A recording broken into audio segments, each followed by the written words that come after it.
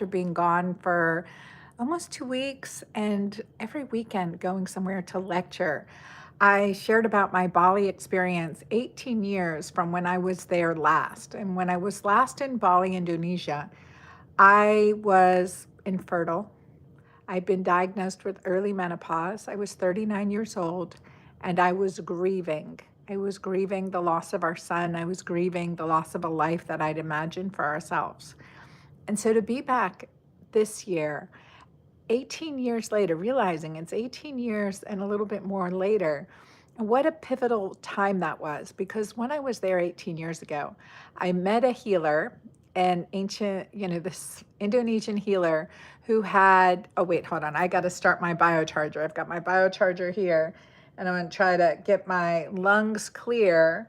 So I'm going to set it to do some lymph cleanse.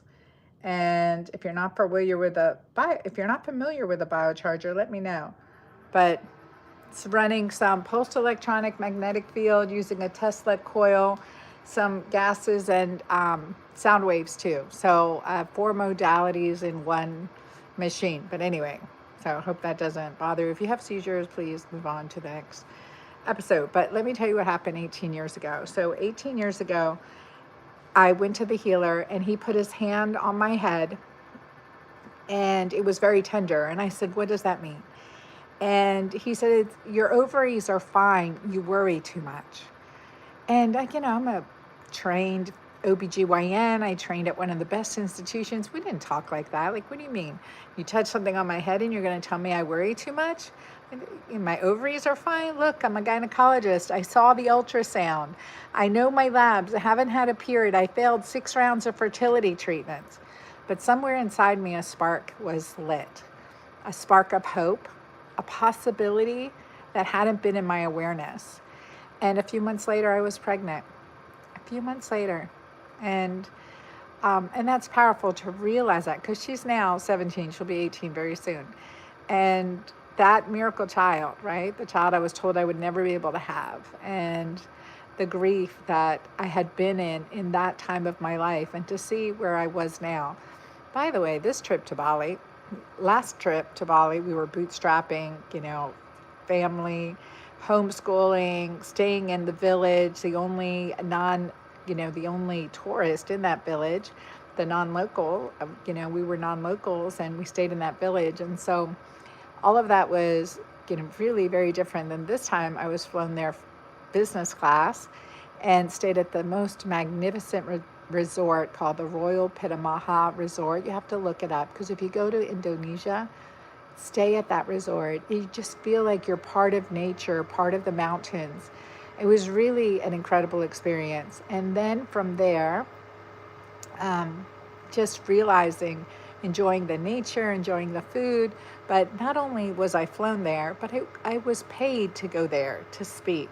So from 18 years ago, very, very broken, to now being very highly in demand. And I'm very humble about this because I always think, that when I go somewhere, that I'm not going for me. I realize God brings me there for someone to hear me or for me to help them. And, hopefully there's something in there for me. But there's another story. I remember hearing God's voice loud and clear. At one time I was whining, like, what's in this for me? And I heard the voice of God. Literally, I was in a church in Poland at Our Lady of Czestochowa Church, the Black Madonna. And the voice I had heard said, I didn't bring you here for you. I brought you here for someone to hear you. And that just changed everything. That was in 2010. That changed my perspective on everything, on what I do, why I do it. And it's a powerful. So I know in our life, we think, okay, now, what do I do for the rest of my life? Or where, if you're struggling right now, think what's possible and don't even think how. Because think about where you were 18 years ago. Or maybe it was their pivotal moment 10 years ago. Where could you be another, 18 years from now? I am just amazed to be able to have this full circle experience now at 59 years old. having this experience, remembering where I was 18 years ago, completely heartbroken and hopeless, until a little spark of hope started to rise up. And that's something in my medical practice I always want to, and in my coaching online, in my Magic Menopause group, I always want to ignite that spark of hope. What do what is it? What's the possibility? Because I know miracles happen. I know miracles happen. So I think about that every time, to think, okay, well, where can I contribute to this person's life? What can I help? And when we think about our life, what's next for the next 20 years, 40 years? If we live to be 120, what do we want for ourselves and our families? And what contribution do we want to make in the world? What is the legacy that we want to leave? And I definitely have been thinking a lot about it, because I started just Saturday, just a few days ago from this recording, I introduced my Magic Menopause coaching certification program. So I'm going to coach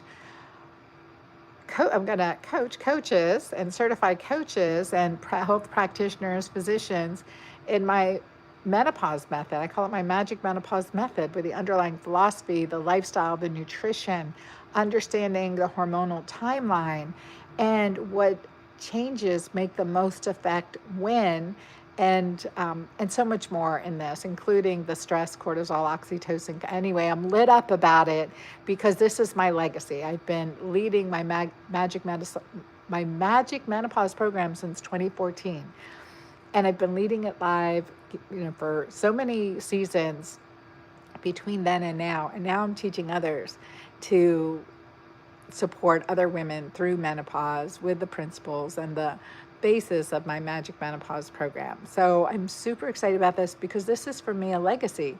So as I turn 60, I am on fire to inspire others.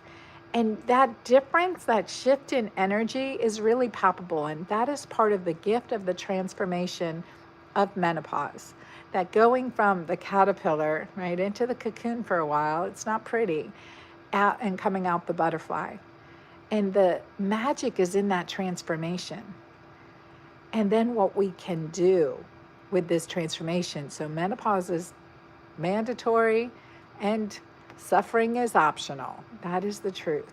And we have to understand how our body's shifting and what it needs during that time, during this time, and for the rest of our life, what we really need, and more importantly, what we don't. Anyway, that is my evening musings with Dr. Anna today. So evening musings. Let me know if you like this. I'll come back for more. You want to see the biocharger? Okay. If I can do it without shocking myself, because we're not supposed to have metal here. All right. Till next time, y'all. Let me know any comments or questions, and I will be back. Whoop, maybe.